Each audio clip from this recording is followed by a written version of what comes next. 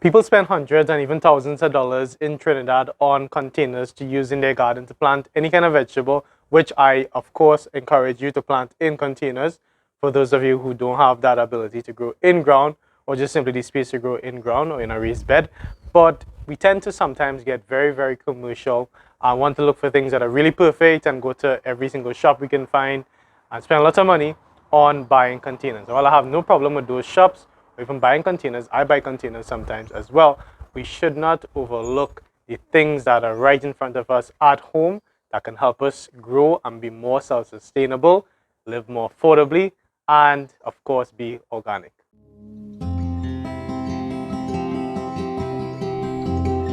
Hello everyone, thank you so much for joining in. This is Dylan from the Trini Gardener channel, and I'm so excited and happy that you made it for this video because we're going to be talking about a way that you can save money and do your gardening. A lot of people, they sometimes think that gardening has to involve a huge financial investment, which it can if you allow it to become that, to become something that's completely based on your finances. But it can also be something that I encourage you to keep your finances down, to keep your food bill down, and even the things that you're using to grow in, to have that be as cheap and even as free as possible. Now, here, I don't know if how many of you would probably remember, but this is what a bathtub used to look like in the 90s. This is actually a bathtub that I used to get baths in when I was probably like 5 years old.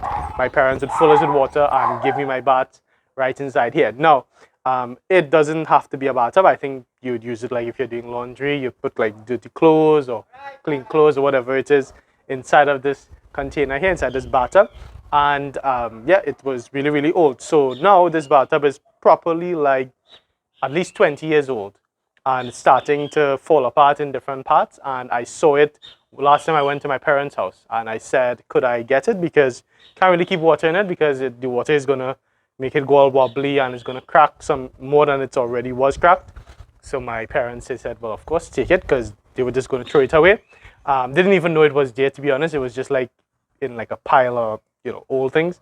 And yeah, they allowed me to take it. And because of that, I decided to, use the space and plant something in it. So I filled this bathtub with some soil. This is 50% wood compost, 40% cow manure, and like 10% perlite.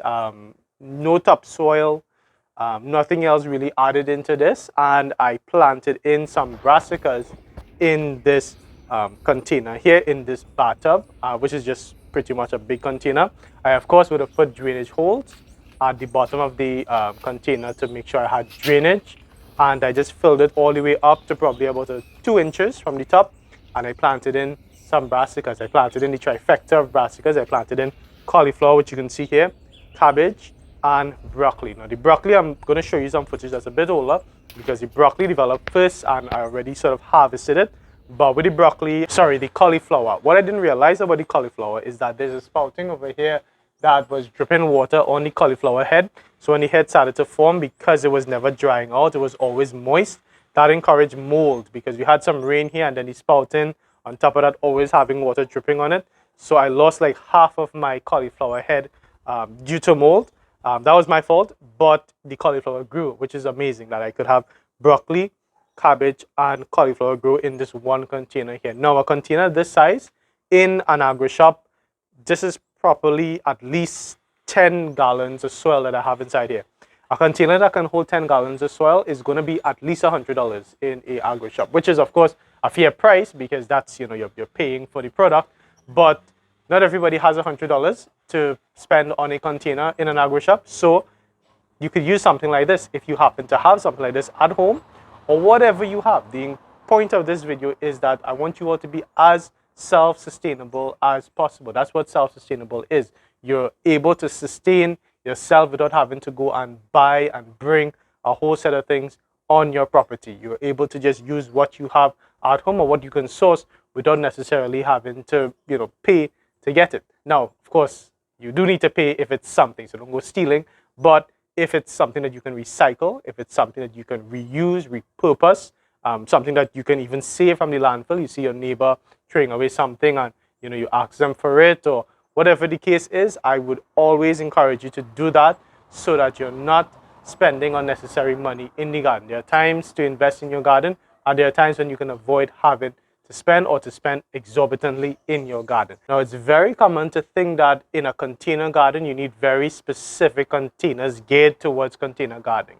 And don't get me wrong, there are companies that are specializing in containers for container gardening, and they're really good, but they're not necessarily necessary. So here I have a container that you can see, it's falling apart in certain parts, and you might look at it and think that, okay, you can't really grow in that because it's not going to be good.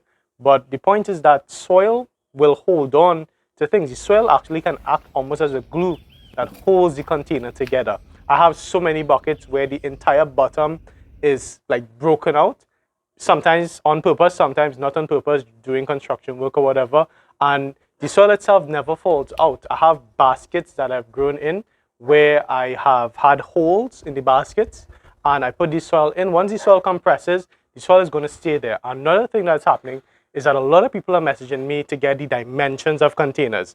They want to plant tomatoes and they say, okay, how many inches is the circumference of your container? What's the diameter of your container? Give me the radius.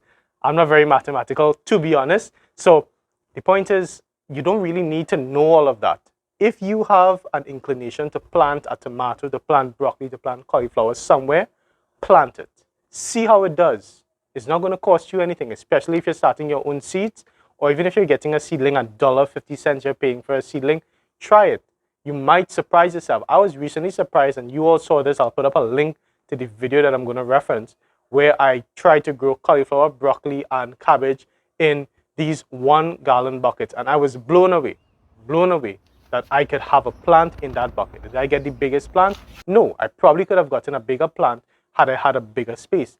But you don't always have the opportunity to have a bigger space. Or maybe you could have it, but you'll probably have to wait a month, 2 months until you can get access to that. So why not plant in what you have right now? Over here, you can see some PVC that my dad had home, and he cut it. It was one long PVC pipe that was probably like, I think this is about 18 inches across in diameter, and he just cut it in half, and I've been using this to grow these tomatoes. This is the Sweet 100 cherry tomato, which you all saw last week. So that video would have been filmed a few weeks ago.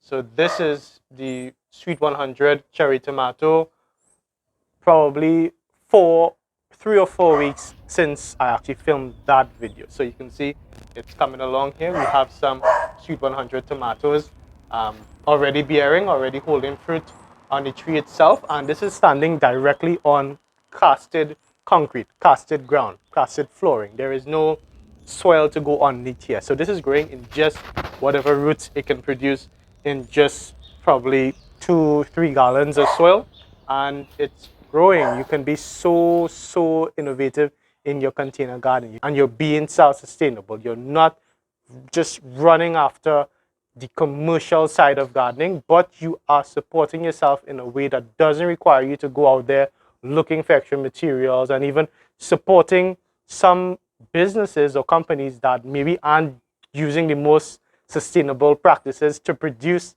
their products in the first place. If you do that, if you make your own way of gardening, your own container gardens with just recycled material all along your property, you will probably be helping the planet more than you could with any amount of donation that you end up giving to any NGO to help with the planet. We can start it right at home in our home gardens. We can start the process of saving our planet by recycling, by reusing, by repurposing. You all, I'll put a link over here. You have seen me grow sweet potatoes in a recycled fridge, a fridge that we just had home. It didn't go into a landfill. We just had the fridge and we planted sweet potato in it, put in the soil, 1 foot of soil, 12 inches of soil, planted in sweet potato. So many people were blown away to see that sweet potato could grow in 1 foot of soil. And to be honest, that's as little as I've tried. Who's to say you can't get sweet potato in 8 inches of soil, 6 inches of soil? You never know. Try it out. Don't be afraid, or don't think that you have to spend a whole set of money before you can get gardening. Get gardening first. See what works, see what doesn't work. If something really isn't working and you really need to spend the money to get something better, fine. Sometimes I would spend more money on really good soil. For instance, if I know somewhere is having a special on cow manure, they cleaned out the pens and they have some cured cow manure. If they have just cow manure that they're selling at a reasonable cost, but I can get a whole bunch of it for a certain amount of money, I'll spend a few $100s and get that cow manure and put it in the near to the compost heap that I have in the back there that I've showed you all before, and that's a good investment.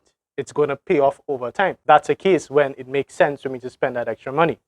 But if I'm buying a container because it looks pretty, when I could use something like this recycled bathtub to use in my garden and not cost anything to have, then why not do that? Now, of course, there are businesses that are doing their very best to provide products that are affordable, sustainable, and quality. And by all means, support them if you can and if you want to. But do not think that you need to spend a whole set of money to have a home garden or especially to have a container garden. It couldn't be the furthest thing from the truth. You have so many resources that are right at your fingertips. Just water bottles, soap bottles, detergent bottles. Recently, I used like a liquid detergent dishwasher bottle, one of those like 2-gallon containers to grow carrots in.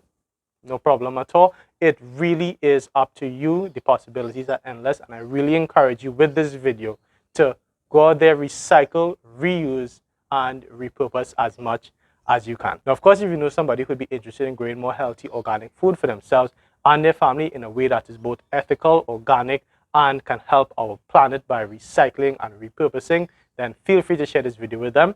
Remember, you can follow us on Instagram, TikTok, and on Facebook to see more content coming out of the Trini Gardener's Garden.